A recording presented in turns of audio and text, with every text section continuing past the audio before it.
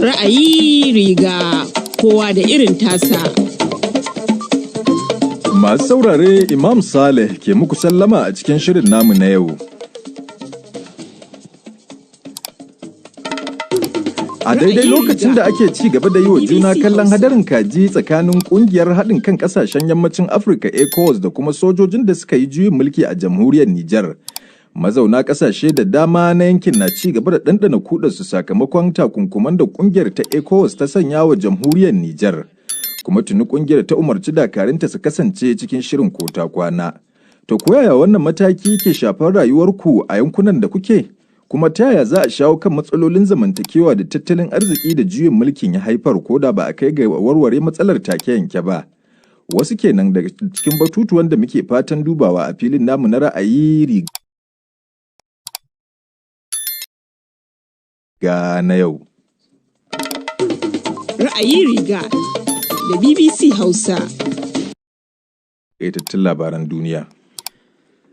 To an baiwa mai gabatar da ƙara da ke gudanar da bincike a kan ɗan shugaba Biden na Amurka Hunter ƙarin iko na matsayin mai bincike na musamman na Amurka. David Weiss na gudanar da bincike ne kan harkokin kasuwancin Hunter Biden tun bayan da tsohon shugaban ƙasar Donald Trump ya naɗa shi a 2018. A plea deal on charges that he failed to pay taxes and unlawfully... Wakiliyar BBC ta ce yarjejeniyar sasanto a kan tuhumar yaƙi biyan haraji da kuma mallakar makamai ba bisa ƙa'ida ba ta wargaje a watan da ya gabata. Babban lauyan gwamnatin Amurka Merrick Garland ya ce an ƙara Mr. Weiss iko ne ya gudanar da binciken domin amfanin al'umma. Fadar gwamnatin Amurka White House ta yi watsi da zargin da 'yan jam'iyyar hamayya Republican ke yi cewa shugaba Biden ya amfana da harkokin kasuwancin ɗan nasa a Ukraine da kuma China. Gwamnatin Indiya ta gabatar da wasu jerin ƙudurin doka domin yi wa tsarin shari'ar ƙasar garan bawul.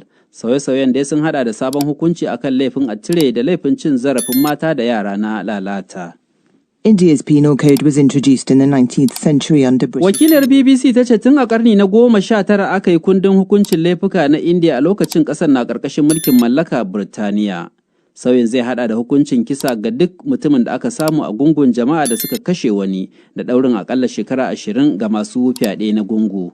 Haka kuma sabbin dokokin za su kunshi sanya masu ƙananan laifuka hidimar al'umma a unguwanni ko garuruwa domin rage yawan shari'u a kotunan ƙasar ta Indiya. Dubban masu goyon bayan sojin da suka yi juyin mulki a Nijar sun yi gangami a kusa da wani sansanin sojin Faransa da ke wajen babban birnin ƙasar Yamai. Masu zanga-zangar dai sun rika hargowa da rera waƙoƙin ƙin jinin tsohuwar uwar gijiyar ƙasar wato Faransa da kuma ƙungiyar ƙasashen Afirka ta yamma ECOWAS ko CEDEAO. Faransa tana da sojoji wajen 1,500 a Nijar waɗanda ke taimakawa wajen yaƙi da masu ikirarin jihadi. A jiya Alhamis ƙungiyar ECOWAS ta bayar da umarnin gaggauta shirya dakarunta na kota kwana da nufin shiga ƙasar ta Nijar domin mayar da gwamnatin farar hula da sojin suka kawar idan har hakan ya zama dole.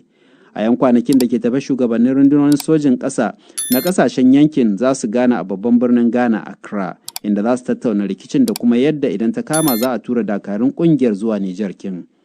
To labaran duniyar na zuwa muku ne daga sashen Hausa na BBC.